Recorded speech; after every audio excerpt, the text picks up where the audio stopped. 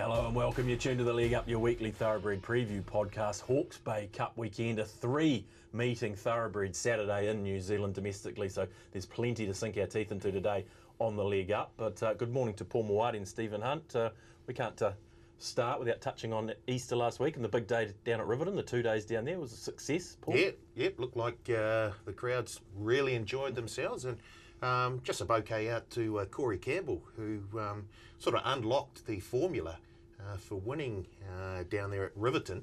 Of course, he won the Riccarton Cup on As a Thought, and then sort of repeated that sort of just get to the front, up near the rail somewhere, and just kept going. And he picked up the last two races on the card after the Riccarton Cup, and they weren't on runners at the top of the market either. Inflamed, which was around the $7 mark, and then of course Kid Rock, who paid close to $18. So yeah, well done to Corey Campbell. He had a good old time down in Riccarton. Yeah, 100%. That's not sort of a backhanded way to touch on the fact that you tipped As a Thought last week in the Riccarton Cup, is it? Or some sort of backwards way of getting that in? Oh, gee, I forgot about that. Thanks for reminding me. Yeah, you always forget about that. You forget about those things quickly. Morning, Steve. Thaddeus. We're racing on a good four at Counties. What happened there? A couple of words to describe last Saturday: unpredictable and frustrating from our part, because on Wednesday and also the show on Thursday leading up to Easter weekend, we're talking about a soft 7 on the cusp of a heavy track at Pukekohe. You wake up Saturday morning, it presents as a good 4 or a good 5, and then got upgraded shortly after races 1 and 2 to a good 4. So we had to make some alterations here within ourselves and the traders, but also punters had a clear edge when they woke up early doors on a Saturday morning. A few key horses, Habana, which we wanted to take on a touch on a wet track, but obviously rest is history of that horse performing very well and winning on the good surface. Also the stablemate Flamebird, who was very unlucky, but again the price was overs on Saturday morning. And the key runner of the day in terms of the Group 1 was Belclair, who hates a dark cloud and was able to operate on a good 4 at the back end of the card. And salute for those punters who took roughly around about 20 to 1. So Belclair, Sam Spratt, nice little combo, jumped, sat on speed, took a little bit of cover because she can over race, but she got the job done and stretched her winning formula to 1600 at the elite level. She was dominant too, Belclair. Yep, not a bad figure either. Yeah, look, again, she's proven this time round that she's versatile over 12, 14, 16. Again, on better tracks. Where they go next, probably freshener and target the Hawke's Bay Carnival and just hope, fingers crossed, that we get a good surface for at least the first 2 days. I'm not sure she'll stretch over 2,000 metres, but she may in time. But those first 2 legs, now that she's a Group 1 winner of her rating, being well close to 100, those 2 races at the Bay look well identified for her. Are you going to do futures for those? We're going to do something here, aren't we? Good question. Yep. Good question. We are going to do futures along the Triple Crown. Well, we always do, don't we, eventually? But they're going to come out next week. Week, obviously there'll be pre-noms, just gathering all the horses for the first 2 legs, and obviously there's a bit of a change in terms of the horses and the group of horses for the 3rd leg, but they'll come out next week. Watch out for that, punters. Okay. Let's hit ladder. What about it? Belclair. Yeah. She's having a time, isn't she? She's flying. Awapuni today. Another bouquet. Yeah, you're very, very generous mood this morning. Let's be positive today. Let's be positive. Speaking of positive, let's head north and say good morning to Brendan Popplewell. Big weekend up your way coming up, BP. Certainly is, gents. Yes, a very good morning to you. Yeah, a lot happening with both codes firing up with tonight, of course, the race by Grins, if you're watching this live out of Cambridge Raceway, and of course followed up with a race meeting on Saturday as well. So as you said, 3 race meetings. We've got our jockey ranks very much stretched, but we've got 3 very good meetings to look forward to, though. There's something for everyone over the weekend and across the Tasman. There just seems to be feature races scattered all over Australia as well. When you go to Perth with the Quokka, and then you've got the feature racing still out of Sydney. Brisbane's starting to fire up too. Of course, we've got Whitetack running there on the weekend. Good racing out of Morfettville. So there's a bit on. Sure is. How about that Quokka draw, BP, during the week? That was a bit of drama. Yeah, it was a bit of a quack up, that is for sure, wasn't it, with what's happened there. But a little unfortunate, shall we say. Yeah, I think that's probably the best way to describe Jockey it. ranks very tight. Yeah, well, I did some numbers around Hawke's Bay. Yeah, I didn't know whether we wanted to touch on that now or later, but say, because it's pretty tight, isn't it? Real stretch at the Bay in 53 particular. in the Cup, so people have got 12 jockeys to ride 53. I think there's something 15 like jockeys heading to Hawke's Bay. There's 15 jockeys there. 6 out of the 8 races are 13 horses or more. And you look at race 1, Tony Pike's got a couple there with yet to be a jockey allocated for either runner. I think he's just praying for a scratching or two and just seeing how to assess his Saturday morning. But yeah, we've been talking about the jockey scenario in the last few weeks around suspensions. Does that have to change? Do you look more of a fine rather than suspensions? Because we're very thin, and that's on 2 meetings. And when we're talking about 3 meetings, yeah, it's... I don't think we're going to see too many more 3 meeting Saturdays. No, I think there's roughly 4 or 5 throughout the year. Yeah. A lot of them happen over the long weekend or stat days, etc. But yeah, it's not ideal. Okay, now we're talking about bouquets, boys. We don't mind handing them out, but we do have to hand out the odd brick bat. And you boys deserve one this week after our best bets of the weekend. Let's have a little look. I'll go with a horse that lines up in the Sydney Cup this weekend in Cleveland. Now, the horse gave you basically the best Sydney Cup trial you could look for. In front for Kathy O'Hara in the Sydney Cup, but here's Jack, explosive Jack, over the top, won the Sydney Cup. A long gap back to the favourite Cleveland. I'm heading to Pukekohe and race 6 there, the Barfoot & Thompson 1200 metres. Number 9, A Tribute, trained by Chris Wood. Singing Sun made the lead short of the line. Singing Sun will go on and score second over. She's a show-off. That Tribute was back near the tail of the field. Yeah, I'll go back to Pukekohe as well. I have to wait to the last race. The rating 65 mile, Lord Jimmy. But it's Powwow and Sam Spratt. She picked up the Group 1 today. She'll win her 3rd for the day here. Powwow, great day for Tony Devasich and Sam Spratt. Lord Jimmy and No Agenda Nigel will be the last of them home.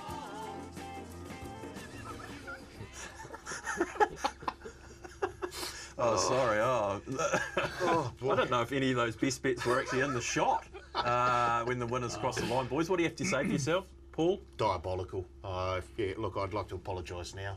Okay. I've done my homework, and I think I've found something for this weekend. I hope to get back in the good books of the punters. Yeah, okay. Stephen, excuses? My horse wins if it's a wet track, simple as that. Okay. Still brewing with confidence. BP, Cleveland? It bled. So at least I've got a genuine excuse with my horse. Just sort of forgot to add in the Matsuyama Edward Corsi little multi in there. That's funny that didn't make it in there in that little montage. But anyway, I'm sure we'll right the wrongs at the end of the show, at the end of the hour, the team's best bets for the weekend, and get back on track. PP, we'll come back to you. Maiden of the week time. Where did we go? Look, we've gone to Riccarton, where we'll be next year, of course, for the leg up, and we've found ourselves for our maiden of the week. She's a con. Well, I don't think what we're about to show you now actually does this any justice to how big and enormous this run was. This horse was a mile off them. I mean, it went around $1.50, $1.70. If you were on, you must have been thinking, well, I am a million miles off them, almost in the old steeplechase track I possibly was watching. It was that far off them, She's a Con, and then started a really big move and mounted a challenge from a long way back. I tell you what, it was a really good win from a horse that is potentially looking at further afield. So happy to mark this one down as a horse that we will be looking for a little bit further. 1,600 metres on Monday. It reined them in. And look, the figures may not help because, as I said, it's made a long, sustained run, has this horse, from yesterday to then pick them up. So She's a Con, very much well worth following. Yeah, okay. Well, it looks like ground will be its friend, Steve. She's a Con. Yeah, look, the numbers don't back up that performance. I respect it on the eye, but not sure. Not sure about that horse. It was passing some very tired horses. So I think the last 600, they just about broke 40 seconds, which is clearly the slowest on the day. And if you compare that particular race to race 1, the rating 75, won by Classic Diva.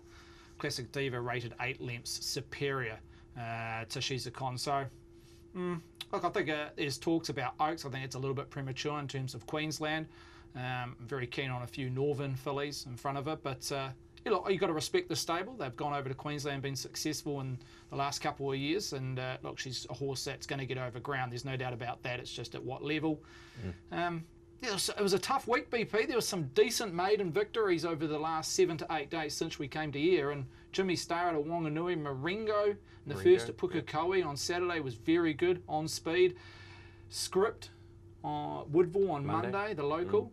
And Vespasian, if you look at all those maiden horses we've talked about, Vespasian actually ranked number 1 in terms of a speed rating, 3.5 lengths above par, and happens to be in a rating 75.25 on Saturday at the Bay, down in the weight. So I'll be keeping an eye on what that horse does this time tomorrow. But yeah, a really strong day, or really strong week, should I say, out of maiden horses. Yeah, okay, absolutely. Yeah, well, I mean, horse racing is all about opinions, isn't it? So I thought it was a good performance on the eye. Hopefully they don't push on and think about a Queensland campaign with She's a Con. Righto, team. Well, it was a tough race, a tough weekend to pick what races to have a look at. We're going to have a look at 2 from the Bay and 2 from Riccarton. We want to start at Hawke's Bay, Steve, and talk about track conditions for us. You see they're graphically overcast, good 4. The rail back in the true position. So we haven't raced at the Bay for a long, long time. I think February the 10th was the last meeting. Obviously, Y Park Day did not happen with the flooding, etc., around that district. So it's been a good 7-8 weeks since we've seen any race or action at Hawke's Bay. There is the odd shower forecasted today, Thaddeus. So look, that might be just that natural irrigation come Friday, the day before the meeting. But hopefully we're playing on a good deck come race 1. Okay, let's get to the main event, the Hawke's Bay Cup, the Power Farming Hawke's Bay Cup handicap over the 2200 metres, race number 7 on the card. Steve, run us through this market. Your Fierce Flight heads the market at $3.80. That's the original quote on Wednesday. In front of Colorado Star at $5 with the big weight. Waisaki, the one and only firmer thus far in the first 48 hours of trading, 6 into $5. Lincoln King double figures at 10. Hit the Road Jack, the Mighty Spark Pinion, $11 each of 3. Lana Cord 13.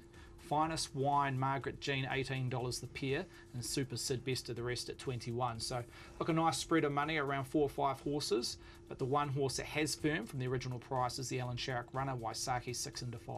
Okay, that's interesting. Speed map, Steve, how is that looking? I presume you've got one for us here for the Hawke's Bay Cup. Yeah, I do. I think Jonathan Riddell can be positive and show some intent from a sticky gate, and I think he gets the lead. There's not a huge amount of speed here. Super Sid did lead in the Auckland Cup.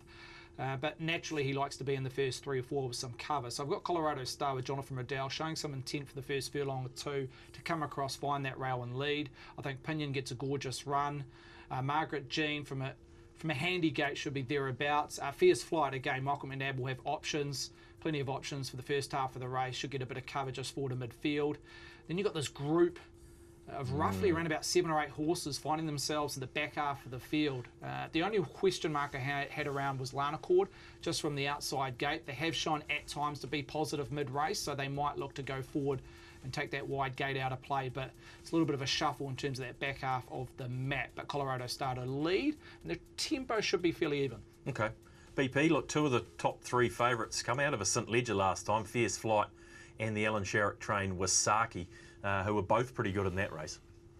Look, they were. Waisaki was a bit of a head scratcher for those that were on, and it looked to be the ideal race because he just never got going for the entire race, and then near the end of the race, he was warming up. It was a real tricky watch for those that were on Waisaki. So what's he finished? 7.5 off them, and he's doing all his best work late over 2,600 metres. Was Waisaki. I did like the run of the second horse. I think he's a runner that is deserved of the tag of favouritism because of what he's done in the last few starts. His Nathan's run as well from 2 starts ago behind Ladies Man. We all know SVR, the winner of this race in the St Ledger, is a horse that does look to be cups bound next season. Everything about the horse tells us that he's going to be a very good cups horse next year. So I think you have to rate that form with what we've seen there in the St Ledger, and also respect Waisaki, because if he can get going at the right time and he is a horse that can start warming up, we know what he can do, and he is a very good stayer. He's 6s into 5s, so there's already been money and support for him. But yeah, Fierce Flight, I think he's without a doubt a major player with where he's drawn, and Colorado Star brings the right form lines with what that horse has been able to do as well, team. So those 3 in the market certainly identify themselves as the one to beat. Yeah, a horse that has been in great form, Colorado Star, Paul. I mean, you can't knock the form. Got a big weight, though, yeah? It does, and a wide draw as well. Look, nothing against the run in the Awapuni Gold Cup, which I think we've got here.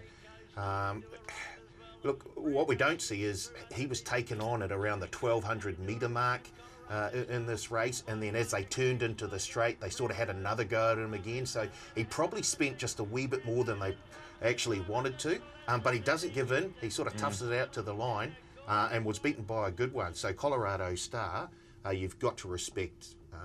But it's just, boy oh boy, 59 kgs, just wider straw. I'm waiting for a little bit of a drift. Waisaki, oh boy. Look, even touched 480, I think, yesterday at some stage. Waisaki now back out to $5. But if we saw the sort of form that he was in a couple of years ago, he'd be right at the top of this market. And he just hasn't been as dynamic as we've seen him. And I just...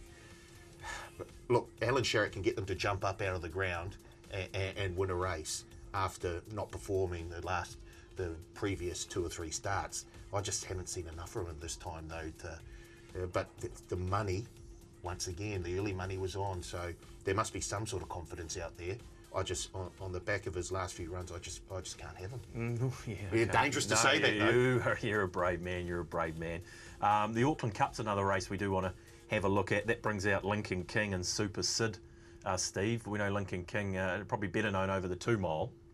Yeah, look, he's well placed with the weights in terms of Colorado Star hitting a 97, and then you've got this compressed weight adjustment with races or horse number 2 right down to the minimum. So there's roughly only around about half a kilogram separating the Saddlecloth 2 horse and Lincoln King and the bottom rated horse as well. So look, Lincoln King, he's in the same mode as Waisaki. They're just low percentage plays. They've just got no tactical speed as they get older. And they rely so much on luck and running, in particular in the last 600, and also the tempo leading into the last 600. So, look, Bailey Rogerson gets her opportunity. Obviously, she can't claim being a feature race on the day at listed level. So, look, it'll be a tricky ride for Bailey. It won't be easy. She'll have to work out the tempo up front and what's unfolding for the first half of the race, when to blend into the race. But look, Lincoln King, he's a proven galloper, but he just comes back to that Waisaki mould in terms of being a low percentage play. Okay, and what about Pinion, Steve? Because the Masterton Cup win was pretty good, I thought. Oh, I was quite taken with this run. Look, he didn't beat much on face value, though I think the 2nd and 3rd horse would be in that middle to end market if they were running tomorrow afternoon. But look, we're normalising the Masterton Cup victory versus St Ledger. She needs to find 2 lengths, but I do feel she has upside and the ceiling room to get better. Look, she maps well, as I mentioned on the graphic. She sits in the first 4 or 5. This day she was in a neutral position from her gate, but I feel on Saturday afternoon on the minimum, she can be quite positive and sit in the first 4 or 5, a little bit of cover. I just feel there's a lot of horses here that have found their peak, and she's one horse that's still got upside. And as I mentioned, hasn't quite found her ceiling. So I'm trusting her that she can lift on that performance in the Masterton Cup, and she's heading in the right trajectory in terms of hitting a PB. Okay, BP, who else do we need to touch on here or discuss? I see Hit the Road Jack second up into this, the Mighty Spars there, and Lana Cord draws an outside gate, but hinted she might be heading back towards some sort of form. Yeah, I think we need to mention her. I think she's a forgive on last start, and because the run 2 starts ago, I was certainly with her leading into the Awapuni Gold Cup. And look, she's been beaten 8 lengths behind Brando and obviously Colorado Star, who's a race rival. I just want to trust that I know that she's better than that. And the last time she won a race, it was 2 years ago, but it was at Hawke's Bay when she won the Lowland. So there's been a lot happened between that victory in the Lowland Stakes to where she presents on the weekend. She's had a trip across the Tasman. She's been Group 1 placed in an Oaks, a 4-year-old season that never went her way. I just feel like I want to give her another chance. It's a bit shifty too, BP, that track at Awapuni that day on Size Day. There was showers throughout the day. And Yeah.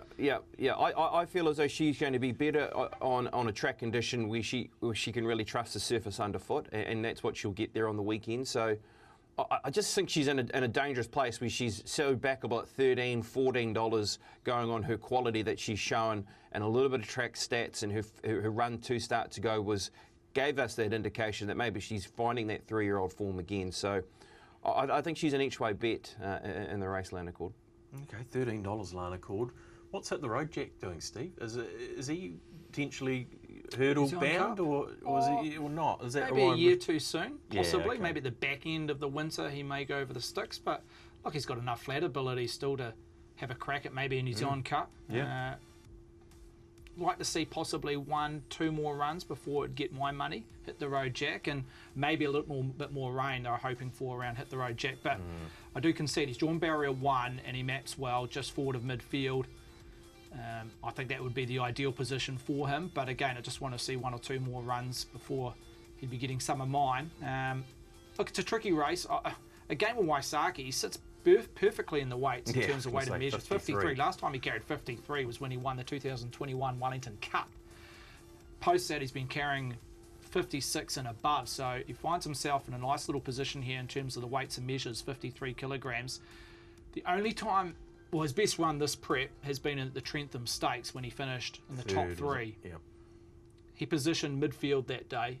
It was by far the closest he mapped in terms of the leaders compared to all of his other runs this time in, where he's been at least in the back third. So I think that's the key around Waisaki. We've already touched about it, his chances in terms of being a low percentage play and where he maps. But if somehow he can sit maybe in that neutral position, as he did in the Trentham Stakes when he was 4th back the rail, that will be his best chance, because he's just shown this time round that he's a horse that lacks that turn of foot. So when he gets in a sticky position and when they're asked to go in the race, he's flat-footed. So I think that's the key around Waisaki with Sean Mackay to do the riding. Okay, you got a Paul Mawati roughie for us here, or is there anything we need to mention down the page here? I see a bit of money for Margaret Jean, Finest Wine. Or are you sticking around the top? Oh, I don't mind the stablemate of the favourite, the Mighty Spa. I think it's first time up and open grade, but I thought that win last start was very, very good, over 2,000 metres at Matamata. And has just been ticking along very, very nicely. So, yeah, I'm actually going to go for the 2 Tiako runners on top, Fierce Flight and the Mighty Spa. So they're the 2 for you? They're the 2 for me. I mean, look, I love Waisaki. He just hasn't looked as good. Don't you start trying to backtrack? Yeah, I know. Yeah. Look, if Waisaki starts to drift again on race day, then that will interest me. Yeah. Just because you know that if he gets back to the form that we know he can show, he'll be a very, very dangerous type. Yeah. But, and as BP mentioned, over that last sort of furlong at Trentham, he just showed a little bit there to keep punters interested, I guess. But it's the tangerine for you here? It's the tangerine, yeah. BP, where'd you land here from a betting perspective, or who you're with in the Hawke's Bay Cup? Yeah, look, I'm going to go with Fierce Flight and Lanacord as sort of a split bet between the two. One's the favourite, one's at $13 or $14. So, yeah, happy to be with those. I think overall a very even race. Hit the Road Jack, I think can be an improver. Second up, we know the stable have won the race a couple of years ago with our old favourite and Big Mike. And Waisaki's dangerous with where he sits in the weights. But yeah, Fierce Flight and Lanacord, the 2 for me. And it was 20 years tomorrow where I was on track and saw one of my favourite Hawke's Bay Cups in Pillage and Plunder. And I know that the TAB bookmakers are probably still hurting on the day that this horse won. Squeaked into the field. It was a low-rated horse, John Keenan, and they pulled off one of the big punts, that is for sure, with Pillage and Plunder. I think the photo is still on the wall out at Turk's TAB and Havelock North. And then, of course, went on to win a Group 1 in the Adelaide Cup a following couple of starts later, did Pillage and Plunder. That's certainly one of my memories from the race. Does the winner still get an exemption into the Adelaide Cup, BP? Well, Adelaide Cup's been, isn't it? So, yeah, good point. Yeah. No, they used to. Look, horses, I remember Cronus won it and then went over and competed in the Adelaide Cup. Ballier was another horse who then went over and competed, won the Hawke's Bay Cup and then competed in a Adelaide Cup. So, yeah, it was a great little relationship they had with the Moore Football Club and Hawke's Bay to get that trip over after winning the Hawke's Bay Cup. Look, it's lost a lot of its glory. Let's also remember that. Look, unfortunately, it sits as a listed race. This used to be a prime race through the 90s, the Hawke's Bay Cup. And look, it's lost some of its polish, but there's still a good price tag up for grabs of $100,000. And I will say this too, congratulations to the club with their virtual race meeting. They have put a lot of effort into this with 100% relief going into with their virtual ticket sales, going to the East Coast relief, to the flood relief in the East Coast region. I really do hope they have a boomer of a day, because the club that were massive in terms of their support to the community through those early couple of stages, early 2 weeks of flood relief, with what they're able to do there with shelters and provide food and everything they were able to do for the Hawke's Bay region. They really stood out and did a great job. So I really hope they have a great day there on the weekend. Here. One word, Steve, in the Hawke's Bay Cup, or one horse? Oh, I think Fierce Flight. In fairness, she was labouring at 65 grade at the start of the season, but she won a couple of back-to-back races in December and January, and she was enormous in the St Ledger. She covered extra ground. I thought her win held a lot of merit, probably on par with SVR, who won the race, considering the race shape and the ground he covered. So Fierce Flight on top. Pinion, I respect. And Colorado Star will give them something to chase with the big weight. Yeah, no doubt. Okay, race number 6 on the card, team, is the Power Turf Sprint Handicap 1200 metres. And this draws together a nice field with a relatively dominant favourite, Steve. Yeah, Not Guilty, and probably one of the better back on the card. The Tony Pike runner. You see $3 flat there. The original price was $3.80, and the punters snapped that up very, very quickly on Wednesday afternoon. It's just been a steady inward climb around Not Guilty's price. Pin Me Up in that second line, 550 out of turn to 6. Arisha Rish, 650 out to 7.5. La Bella Beals at 9. Gospodin resumes for Jim Pender at double figures with Old Town Road, and also Nod of the Head. Pure Encanto at $12. Got as short as 11, just back to the original price. Miss Cartier, 14 out to 16. Cavallo Valace, got as short as 16, just back out to the opening quote of $18. And best of the rest is Raffle at 26. So a couple of spec, but in general, this is a decent lead around number 6 and Not Guilty, 380 into 3. Yes, a decent push here, BP, and I guess the form reference, or the most obvious form references, the Lightning Handicap last time, were quite a few of them come out of this race. Yeah, exactly right. Look, she's a nice horse. She's a really good horse, in fact, and she's a horse that will set up on speed and she'll give them something to chase. And that was the case here last time too, the races when she positioned up here.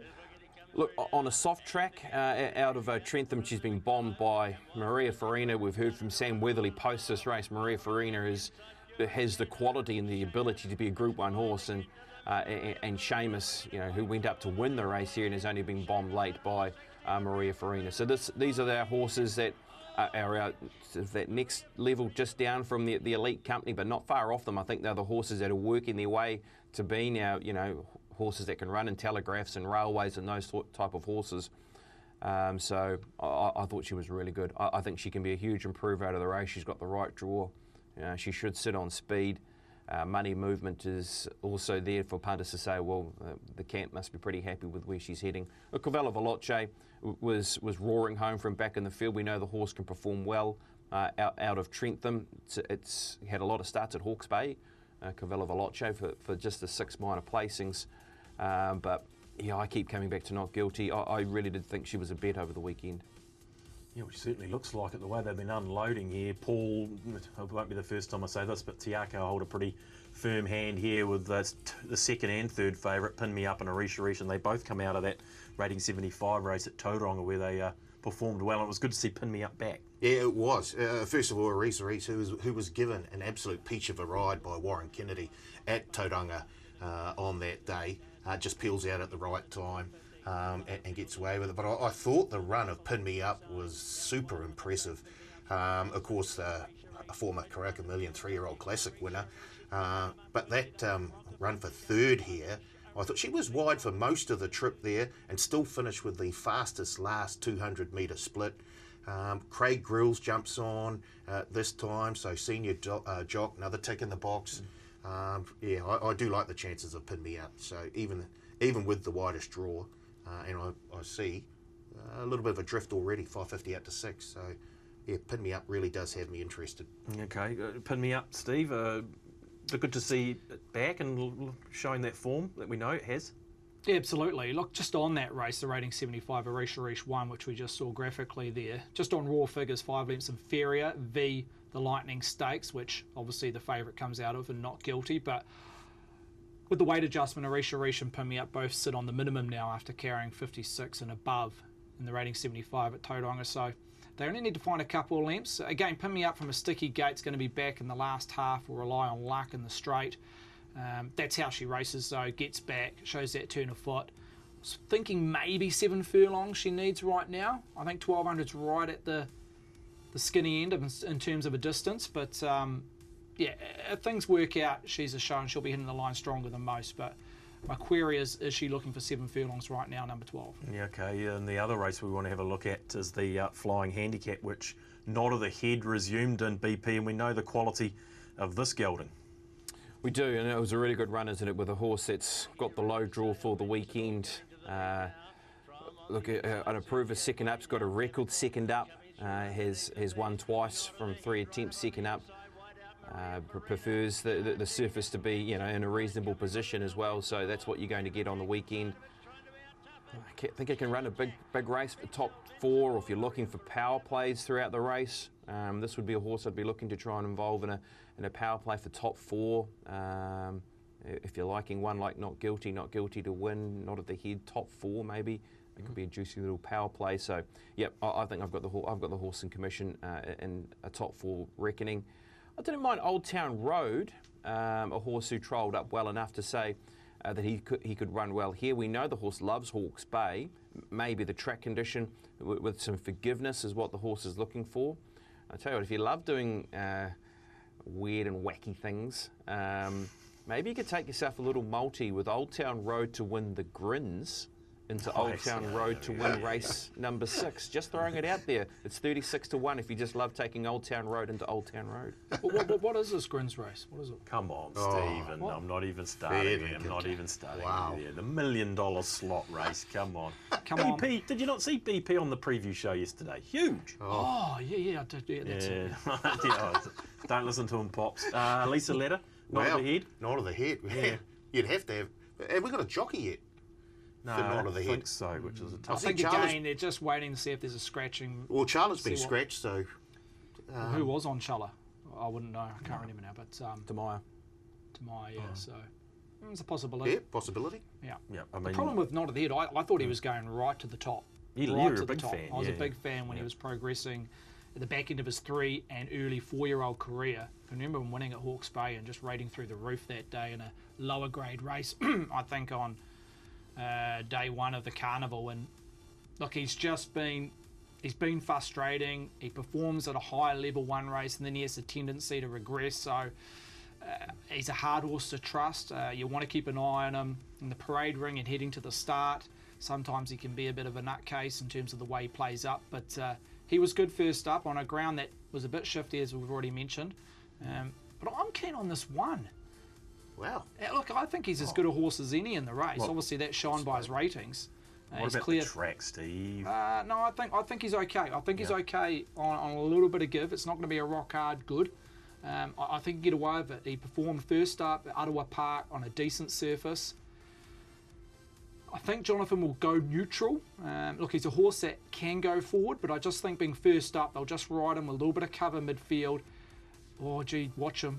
He could finish over the top of them, go spotting. He has that turn of foot. He was dynamic first up without getting the chocolates at Ottawa Park in the Swainea Stakes. And I reckon that Swainea Stakes was a fraction stronger than what he meets here on Saturday, go spotting. Look, he's had no trials, but I think Jim Pender has him forward enough to show a race and a performance first up. He's had a couple exhibition gallops on his home track when they've had a couple of meetings in the last 2 to 3 weeks to get him up to the mark here. Just keep an eye on his price. I don't think he'll be firm purely because he is first up, but yeah, I wouldn't be surprised if he gives them a shake and something to be a little bit afraid of in the last furlong or two, chasing the favourite. Okay, Beep, we're here. Well, I hope we're not back here this time next week going, track conditions beat him. You better not say that, Steve, after that. Can't use it. No, it was a legitimate excuse last Saturday, but not this week. Yeah, okay. Exactly, very good. BP, it's a tricky race. If we don't unload on Not Guilty here, we've probably got 8, 9, 10 winning chances, so it makes it a little bit tricky, doesn't it?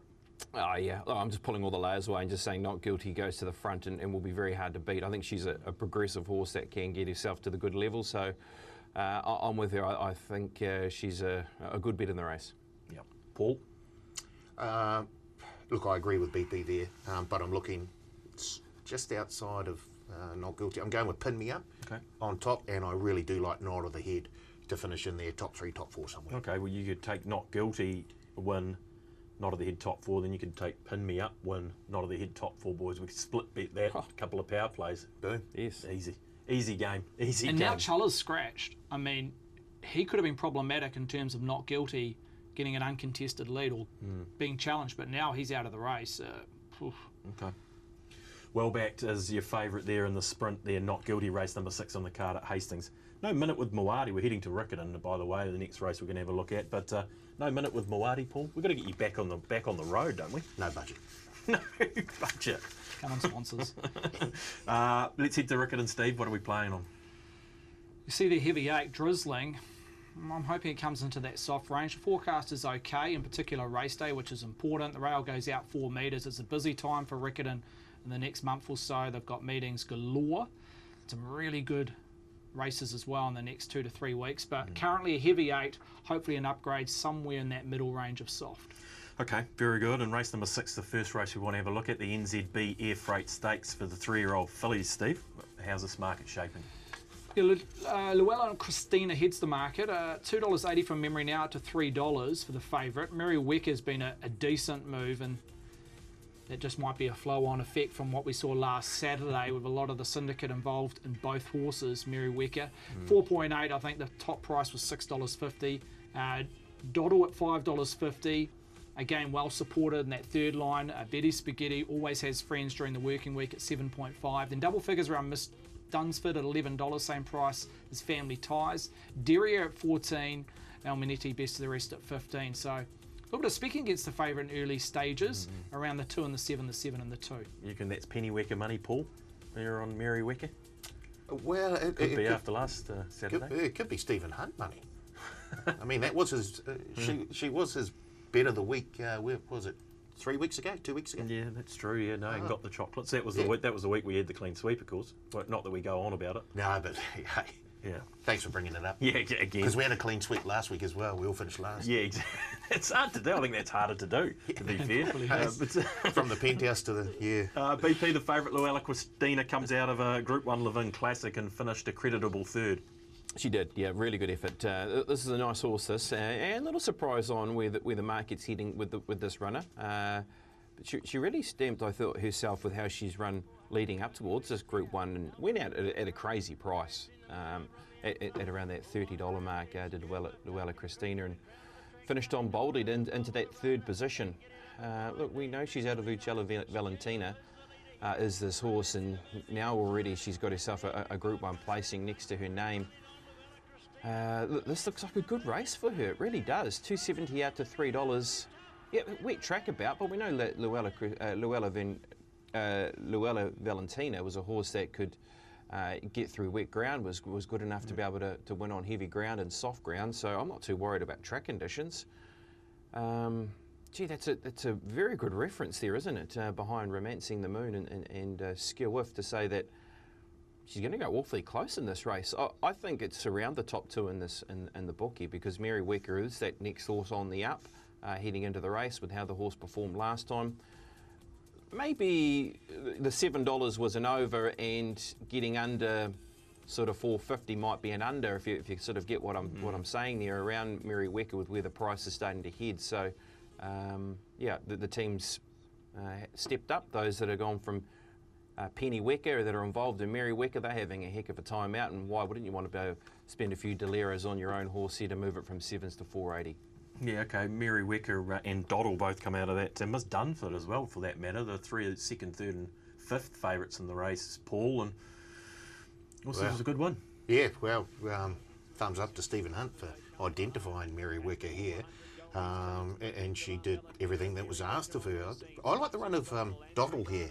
And I see we've already had a wee bit of money on Doddle, 7s into $5.50. Look, she won a very nice filly and mares race at Pukekohe before this start here, and she just struggled for racing room at a critical time down the straight there, and as soon as she did, she really started to let down. I thought that was a very, very nice run by Doddle. Can we keep showing this footage? Can we keep showing, keep going? Because what you see here, Mary Wecker, because it's important, they're stepping up from 14 to 16 on Saturday. Mary Wecker, the jock, Lily, she struggled to pull this horse up. It was heading to the back straight, and it was still going. So I've got no dramas whatsoever stepping up to the extra furlong around Mary Wecker. I think that's the form race. That's the form race. Obviously, you don't have to be Einstein to challenge the favouritism where to look. But I think that's the key form line. Mary Wecker, look, the race shape did suit because she sat 3 wide, but she was on speed off a slow tempo. And they've sprinted home above par in terms of open class ratings. The overall class rating was very strong around Mary Wecker. I think she maps in a similar position. And as I mentioned, I loved her work through the line. There was no horse making significant ground on Mary Wecker at the back end of the race. Doddle, that's my saver. I want to be taking 2 and 7, 7 and 2. Not often do I play 2 horses in one race, but I think it could be the case on Saturday. Doddle, who's, as you mentioned, just got annoyed around about the 200-300 metre mark by a horse on the outer and was just laying in on top of Doddle, but it still produced the fastest 8.642 of the race. So I'm willing to take on the 1 here, back the 2 and the 7, the Southern form, 485.50, plays $3. I think all those 3 prices come together. Whereabouts, I'm not 100% sure, but that's obviously where the market's heading in the first 48 hours of trading, but I think they get closer come tomorrow afternoon. BP sort of nailed it then with Mary Wecker. It's just going to be a bit of compression up the top, and we've already seen it. I think it's more the favourite drifting. Yeah. Now, we might not all agree on that, but 270, I think it probably starts somewhere with a 3 next to its name, probably somewhere between 350 and 4, and then you've got those other 2 Southerners right on its back in terms of the marketplace. Okay, the NZB Insurance Stakes, BP, showed us Betty Spaghetti, Miss Dunsford again, but Betty Spaghetti is a consistent performer that always attracts a bit of money. It does, yeah. And look, we've just got to go back to the time we saw the horse performing well through New Zealand Cup time. We identified the horse as a maiden of the week on that occasion, and look, she's a good performer. I think she's a runner that can play a part in this race on the weekend. If you're looking to line up the Southern form, a horse that bumped into Romancing the Moon, what was it, beaten 5.5 lengths? Yes, was Betty Spaghetti. Romancing the Moon went on to win a Group 1. Won a Group 1 at its following start. So look, it's pretty decent form when you look at it from that point of view. So yeah, I think she's a hope in the race. I think we've identified the strong chances, haven't we, with what the 3 key videos we've shown. It's then around horses like Family Ties, of course, who comes back from the New Zealand Oaks. How do we place this horse coming back from the Oaks of 2,400 metres back to 1,600 metres? Because the way that the horse was getting towards the Oaks, we saw her. I mean, was she a one-time favourite for the New Zealand Oaks at one stage there? And certainly off the back of how she won the Oaks Prelude at New Plymouth, she put herself in the reckoning for that, and then she's been beaten in tight quarters. Things didn't quite go her way in the Lowland, wasn't it, out of Awapuni when beaten and behind Valda Zoldo and co. So I'm just trying to work her out, trying to work where she sits in this race coming back to 1,600 metres. Interesting runner, isn't it, BP? Not a lot of money for it as yet, but I suppose maybe the War Step 2,000 metres might be the aim with Family Ties. Yeah, which is going to be a key for all of these fillies, most of them, isn't it, going up to that more distance later on? Was it in 2 weeks' time? Yeah, okay, that's an interesting runner. There's another race we want to have a look at. A couple of horses at longer odds, and that's Stolen Decree and Almanet, Steve. Stolen Decree, pretty strong out there at a reasonable price. They're $21, and Almanet at 15s. Yeah, look, on its class rating was a fraction below Maiden standard, so it has to improve significantly. Maybe this race has just come up a touch too early for this horse. Just has to make such a leap, probably roughly around about 7 or 8 lengths improvement from what we saw here. So willing to take a set on the winner, and then obviously you've got to take a set against the runner-up as well, who's in the race for the Walker team. So look, they got upside, but just the amount of improvement that has to be seen from winning its maiden to coming up against horses that have performed at black type level is just too significant to me. So willing to take a set against those horses, which they're found in the middle 10 market, so that's where they belong. Okay, and now this is a horse that tickled my interest a little bit, and that is Dairy Air, who they've snuck down. Yes, this was the trial. Well, I wanted to show this because who bet in the trials. You can take what you want out of trials. Really, it is a bit of an opinion on your own case, but look, it was a good trial. wasn't asked too much. You've got to respect the stable, as you mentioned, Thaddeus. When they go down south to attack black type races, that's when the alarm bell's ringing. So the second horse there is time's ticking. The third horse is the Group 1 winner, and he's a doozy. So just make what you want, but On the Eye was very good considering who it was up against in that particular trial. In terms of its win over the hill here, it was respectable. It still has to improve, but obviously they've turned it out, they've brought it back, given it time. The second and third horse it did beat over the hill have been sub-winners. Belt Comenia, and also the third horse has won impressively on its day, or its next start in Australia. So there is a bit of form and genuine form around it to work with. So Derriere, where it finds itself in the market, I do not know. It's a low confidence in terms of where it sits and where it closes. But yeah, wouldn't be shocked if it ran above betting expectation, currently at $14. The jockey looking around there at the top of the straight, sort of almost looked like he was waiting for them there on Derriere, Paul. You guys in the same race? Yeah, exactly. Who else you got on the dance card that we need to touch on before we move on? You got Betty in there, or Betty's been a favourite of yours? Yeah, she has been, and that second to Romancing the Moon, albeit a very distant second, I think it was one of the few times that she was ridden quite positively. And I think if they look to do that again on Saturday, she'll be right in it. But I do like Doddle. I really like. I like that last up run. I thought it was huge. And the one that Stephen just met, Derriere. I think at the price, you've got to have a little each way go. Don't you? You wouldn't want to see it go around at $14 and win, and would you? Really? No, definitely not. Okay. So yeah, it's. Look, I love Mary Wicker as well. We can't have everything, so I'm going with Doddle. Yep. And a little each way go on Derriere. Okay. Tina time. Doddle. Indeed. Tina Comignagi. Yes, Tina.coms. You can do a lot worse down there than Tina. BP, what's your summation of the race here, the Air Freight Stakes, NZB Air Freight Stakes? Yeah, I'm with the Group 1 form with Luella Christina. I think the horse brings the right form from the race out of the Levin Classic. Second horse to Skewerf, then went on to run a second behind Belclair in the last Group 1. We've seen form in behind with horses like RB coming out and winning as well since. So I think it's incredible form, and if we're getting a little bit more, well, that's all good as well for Luella Christina.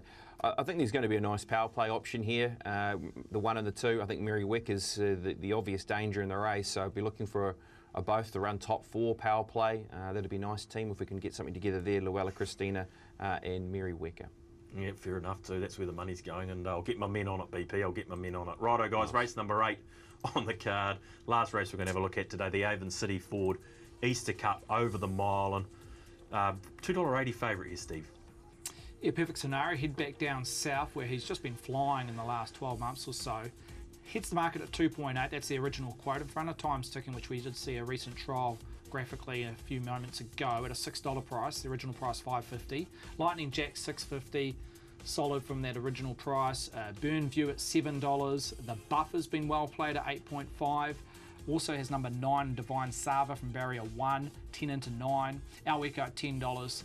Tyler H, should I say, at $15, and Frankie the Fox is the rankie at 21. So, look, a race that's just stifled a touch in betting. Punters probably wanting a lead out of a stable, etc. come race day, but look, perfect scenario, heads the court 2.8. Okay, that win 3 starts ago in the White Road, BP was dominant, but has not disgraced itself, and I think this is the Japan Trophy run behind Brando. It is, and then look, we all know, look, the form of Brando. Look, it's a red hot one, isn't it? Because Brando then came out and won the Alpuni Gold Cup. Stephen's right. The horse has got very good form in the South Island when he does head back down. Does perfect scenario. He was the winner of the White Robe, and maybe that's the sort of line we have to take with him. Look, he is a genuine performer. Is perfect scenario, and he's $2.80. I'm happy to try and find a couple of others, and maybe the other way of looking at this race is with Lightning Jack. And we know Lightning Jack can handle the forgiveness in the ground. It's going to be a heavy rating. If it comes back to a soft 7 or something like that, that won't be too much of an issue. The horse is good enough to be Group 1 placed. We only have to go back a couple of starts. What was it, 2-3 starts ago when we found this horse when running placing in the Thorndon Mile for Lightning Jack. Of course, in around Lightning Jack that day, we had He's a Doozy, but Sharp and Smart ran second. Yeah, I think I'm happy to be with him here. Now, this is his last start to the races, which was in behind Brando over the 2,000 metres. He comes back to 1,600 metres, which is more of his pet distance. Yeah, I thought he was an each way specky at 650. Yeah, well, if BP likes Lightning Jack, Time's Ticking's an honest performer as well, Paul, so you probably want to have him round about. It is, and it's a fairly compact market in behind Perfect Scenario. Look, I don't mind the look of Burnview, and I get the feeling that Lance Robinson doesn't mind the look of Burnview either, because he stumped up and put him in the Easter Cup here, and that was off that fresh up performance where he must have seen something, and if a trainer sees something, that really tweaks my interest. So yeah, Burnview, and I do. I like that fresh up run for second, currently in that sort of middle market at $7. It's an interesting race, Steve, when you've got a $2.80 favourite in Perfect Scenario and then a bunch in behind. I would have expected potentially to see more interest in a Perfect Scenario at 2.8 at this point. Yeah, like I say, I think punters are wanting a lead out of the stable. We might get that on trackside tomorrow morning or in the afternoon. I think during the week I heard they're very happy with Perfect Scenario. Obviously he's a bit of a warhorse in terms of travel. He's been there, done that, so that shouldn't knock him. Yeah, I find it an intriguing race. Obviously, there's going to be speed. The buffer, funny enough, just went out too slow last start and then was just found a little bit flat-footed, and horses who were just off him sprinted home quicker than him. I think he's better run at at least even tempo, or even go a little bit harder than that and try and run them into the ground. So that will be Cavish's challenge there around the buffer, who looks the obvious leader. And Divine Sava just never got on the track last start. Barrier 1, if it replicated that form from 2-3 back, it'd be right in this race off the minimum of 53 kegs. So I think Divine Sava's one you just want to forgive last start, just never got on the track and covered extra ground facing the breeze. And for Barrier 1 can maybe possibly get that slipstream behind the buffer. Yeah, okay. There's a bit of money for the buffer at 8.5, I can inform you. BP, surmise the race for us, the Easter Cup. It sounds like you might be a Lightning Jack man here.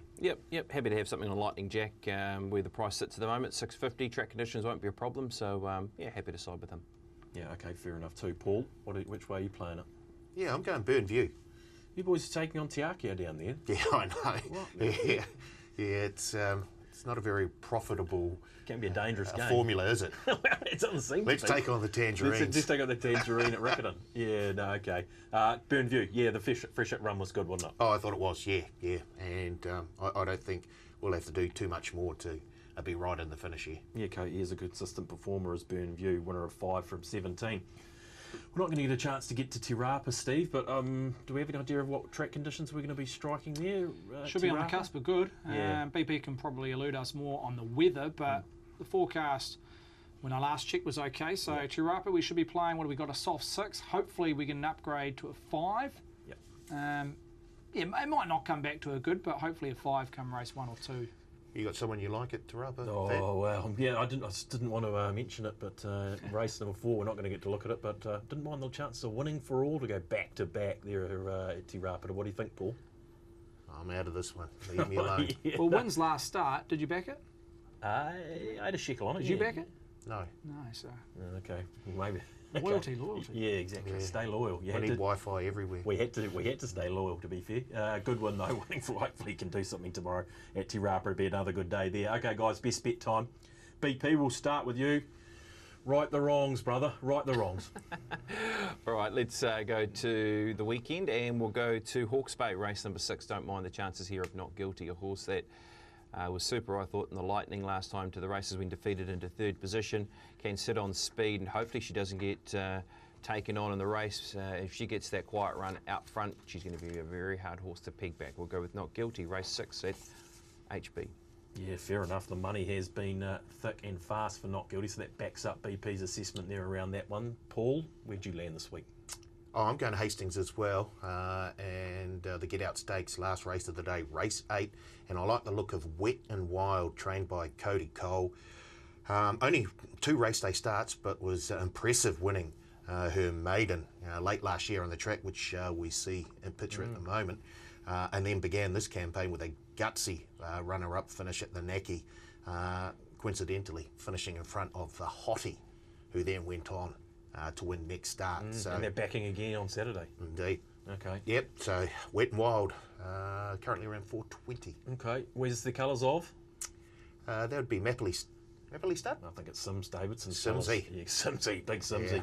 Former prop for the Waikato Cheese. Okay, Steve, what about you? You'll go to Te Rapa. Again, you have to wait to the last. Race 8, the rating 75 miles. Zantabulous. Gee, I love this performance. The money identified her putting this performance in. She rated through the roof. She's a 3-year-old filly taking on the older horses, and it's a really strong 75. I concede that. With Udurzo, Ask, Mum, a couple of stablemates there. Miola Misfit can come off the bench, Blue Moon, etc. So, but I reckon she's group class, and I'm hearing whispers that she may be targeting Queensland, possibly in Oaks, being by Al Manzoor. So, yeah, I've got a lot of respect around her as Zantabulous. Okay, very well back there up at Te Rapa. Zantabulous. Be good to see you go around. Righto, team, I know you're going to do it for us this week. Paul, before we get out of here, what do we need to know? We've got our Twitter poll again, so head there, vote for the horse that you want boosted, and the top 2 vote getters will be boosted. And if you leave a comment, you're going for a chance to win a $100 bonus bet this week. Tight line at Te Rapa in race 6. Oh, looks like the bookies are taking on BP. Not guilty in Hastings. Luella Christina at Riccarton, and then Giga Kick, the spread at Randwick, race 8. Last week's winner was at E Jacob 619. Okay, so he got the $100 bonus bet. Leave a comment under there. Anything else promotions wise? Well done, E Jacob 619. Anything else? Bonus bet blitz and why not? Yes, yes. not? We'll do another bonus back blitz. You guys know the drill already. The first 4 races at Te Rapa, with the 3 domestic meetings, of course. The first 4 races at Te Rapa, Hastings, Riccarton, and then the first 4 at Randwick as well. 16 races on Saturday. Okay. Bonus backed. Another big, all-age stakes day, obviously at Randwick. Okay, BP, hey, thanks for your efforts as always. I'm sure with a 3 meetings Saturday, you'll be all hands to the pump. Be a busy day for you. It will be at Mount Smart. Yep, that is right. So looking forward to Edward Cossey again. Oh, I think so. Yeah, and maybe a little short ball from Johnson to Josh Curran for a little try as well at 4:33. So yeah, looking forward to going to see the lads get the dub on the weekend. No, yeah, absolutely. Enjoy yourself, Pops, and thanks for your efforts. As always, thank you, gentlemen. We better get out of here. Thanks, Paul. Yep, don't forget, no deductions, no surprises there. Yeah, I thought we were going to make it the whole show without you mentioning it. No, just remember, you can bet with confidence now. Yeah, absolutely you can. Until the end of July, guaranteed there, no deductions, no surprises. What are you up to tomorrow? Anything? Well, the couch is a great place to be when you've got 3 domestic thoroughbred meetings on a Saturday. Yeah, exactly. I can't blame you there. Thank you, Steve, for your efforts as always. Cheers, Steve. And in the office tomorrow? Yep, I'll be here. Watch out. Okay, very good. We will watch out, and you better watch out. We'll see you in 7 days' time on the Leg Up.